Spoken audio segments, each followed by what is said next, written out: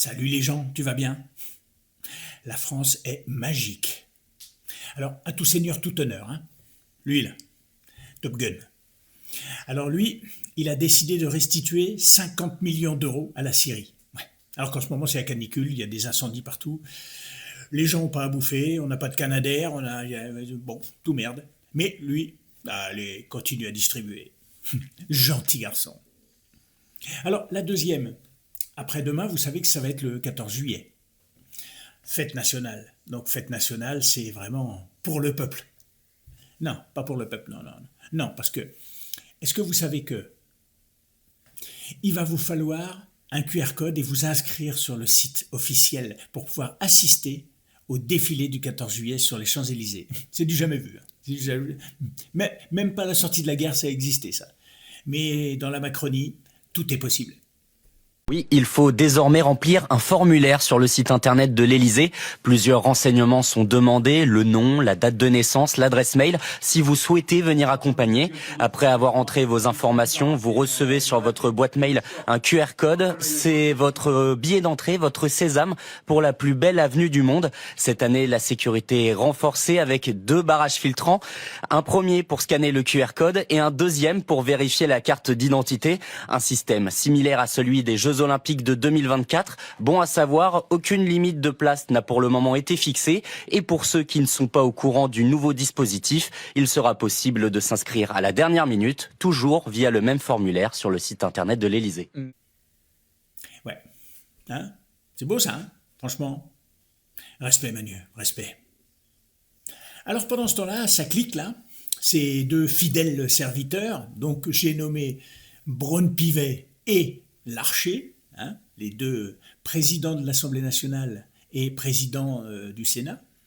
Alors eux, après avoir refusé de faire la commission d'enquête pour l'affaire Epstein, maintenant ils refusent de diffuser les notes de frais des sénateurs et des députés. Ben non, des fois qu'on sache un petit peu où va l'argent. Notre argent, non, ça ne se fait pas quand même en Macronie. Donc tout se fait sous le manteau. Et ça passe crème. Voire ma chronique antérieure.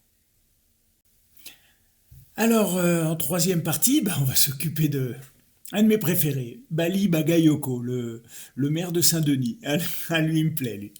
Alors là, il est un petit peu dans la mouise, parce que le tribunal administratif de Montreuil a annulé l'élection de ses 21 adjoints. Ouais, c'est annulé, non, parce qu'il y a un vice de procédure. Oui. Bali, franchement, tu devrais un peu connaître les lois françaises avant d'essayer de faire maire. Non, franchement. Bon, faut dire aussi qu'il a un petit problème avec les dates, hein, Bali. Hein. Et puis un petit problème de mythomanie peut-être, non? Non, parce que, écoutez bien ce qu'il dit, regardez. Mitterrand, je dirais, un espoir. Ah oui. Vous aviez voté pour lui? Ouais. Ah bon, t'avais voté Mitterrand en 81 et 88? Mais c'est marrant parce que t'es né en 73. Donc comment t'as pu voter en 81 et en 88? Mais t'es même pas majeur. Non, il y a un problème. Alors, tu sais quoi? Je vais me pencher un peu sur ta carrière. Ah, alors, autant pour moi. Non. Ça y est, j'ai retrouvé les archives de Bali. Non, franchement... Sacrée vie, Bali, hein, sacrée vie. Hein. Là, regarde.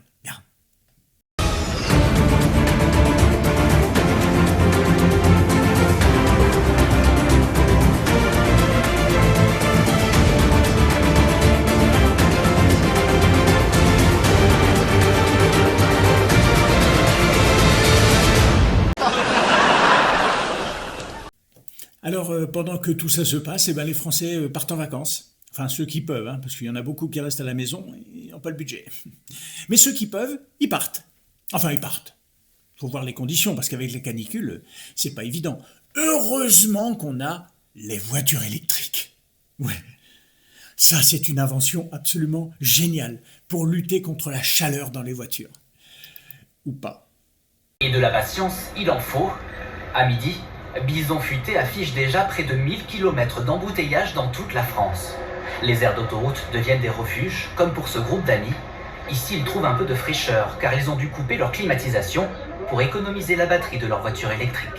Il y a un resto On a ouvert les fenêtres et on a eu chaud. Parce qu'en plus on est 5 dans la voiture, donc avec les gaz d'échappement autour, ça fait chaud. Bon allez, après on va dire que je fais que dans le négatif. Non. Je vais vous montrer quelque chose de très positif. Oui, si, en France c'est possible, vous allez voir. Il y a une entreprise qui s'appelle le Slip Français. Alors là, c'est une entreprise qui a décidé de mettre la main sur le marché du slip en France. Et tout ça pour concurrencer les Chinois qui nous envahissent économiquement. Ouais. Ah, on va battre les Chinois. Alors il nous montre un petit reportage sur l'entreprise. Non mais, regardez juste derrière. Qui est-ce qui bosse sur les machines? Le slip français a depuis 15 ans multiplié les coups de com' avec au fil des années des hauts et des bas face à la concurrence des produits de plateforme à prix réduit. Romain Gentil avec Florian Lemoal et Jacques Dubose. La marque produit ses sous-vêtements dans 7 usines en banlieue parisienne. Mardi prochain, elle entrera à la Bourse de Paris et l'engouement est là. 7200 investisseurs se partageront 13 millions d'euros d'actions. On se dit qu'on a fait le bon choix et que la suite elle est devant nous avec les particuliers. Ouais. Le slip français a pourtant failli disparaître. Leurs sous-vêtements haut de gamme ne pouvaient pas rivaliser face à la concurrence chinoise. Alors, il y a 3 ans, changement de stratégie radicale. La marque choisit de produire plus pour diminuer ses prix. La compétitivité, elle passe par le volume et c'est ce qu'on veut faire dans cet outil. C'est dire qu'à l'horizon 2030, on reprend la main sur ce qu'on consomme et on ne le fait pas très loin, on le fait chez nous. Allez, après toutes ces aberrations, on va finir sur une jolie note. L'avenir de la jeunesse française. Ouais. Là, je suis tombé sur une influenceuse, vous allez voir. Là, il y a du niveau. Et surtout, me remerciez pas, non. Me remerciez pas. L'avenir. Je suis choquée, il faut trop que je vous montre. En fait, je suis partie acheter un anti-moustique. Et la dame, elle me dit genre, tu vas dans quel pays? Et je dis au Sénégal. Et elle me dit, attends, j'ai un bon truc et tout. Elle me donne ça. Et genre, elle me dit 20 €. Je me dis 20 € un anti-moustique. Bon, ok, mais je trouve ça un peu cher, tu vois. Mais en fait, regardez. Et en fait, c'est un anti-moustique, mais aussi pour les tigres. Je savais même pas que ça existait. Ça veut dire, en gros, si tu fais un safari ou tu vas dans la savane, je sais pas quoi, tu mets ça. Et en gros, le tigre, il va pas aimer l'odeur, donc il va pas te bouffer, en fait. Et genre, il y a aussi écrit, et pour les anophèles. Bon, je sais pas c'est quels animaux, je crois, ça se trouve, c'est des animaux du Sénégal, mais en tout cas, genre, c'est trop bien. Mais donc, ça veut dire que les moustiques et les tigres, ils aiment pas le même truc, en fait. Parce que du coup, c'est tigre et moustique. Mais les autres animaux, ça marche pas sur eux. Pour ceux qui le veulent, du coup, c'est celui-là. Je l'ai acheté à la pharmacie, il a coûté 20 €. Et du coup, regardez, c'est moustique, tigre et anophèle. Donc, c'est trop, trop bien. Il y en a 2. Et voilà, hein, c'est des 24 mois et ça reste jusqu'à 8 heures.